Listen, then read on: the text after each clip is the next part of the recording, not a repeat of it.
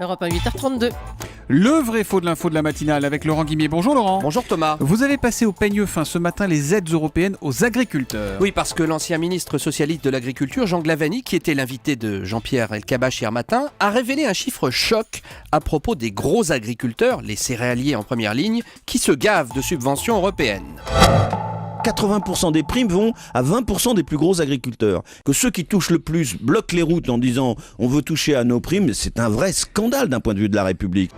80% des subventions européennes qui vont à seulement 20% des agriculteurs, nous dit Jean Glavany. Vrai ou faux, Laurent ? Faux. Alors je dis surtout pas qu'il y a un problème de justice dans la répartition des subventions de la PAC, on va en reparler, la politique agricole commune, mais ça ne va pas jusque-là. J'ai deux preuves.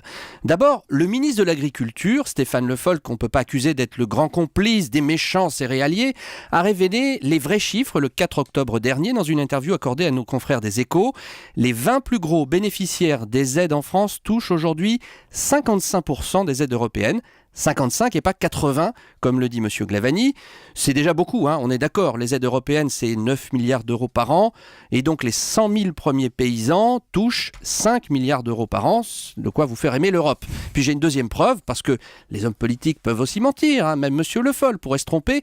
Une étude de l'INSEE sur le poids des subventions dans le revenu des agriculteurs, elle date un peu, 2009, et elle confirme qu'on est autour des 50% des aides versées à 20% des plus grosses exploitations. Ça veut dire quoi, Laurent, que ce chiffre record de 80% des aides versées à 20% des agriculteurs, il est bidon ? Non, mais c'est le chiffre sur l'ensemble des pays européens, car s'il y a des abus en France, c'est parfois bien pire ailleurs. Vous le savez par exemple, la reine d'Angleterre, on le sait, touche plusieurs millions d'euros de subventions de la PAC chaque année, et ça c'est un scandale encore plus grand que celui de nos céréaliers.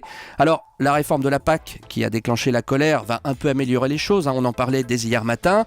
D'après les calculs du ministère, les 20 plus gros bénéficiaires ne toucheront plus que 48% des subventions. Ça diminue doucement. On baisse l'arrosage, mais au compte-gouttes. Le vrai faux de l'info qui arrose tout le monde, c'est tous les matins à 8h30 sur Europe 1.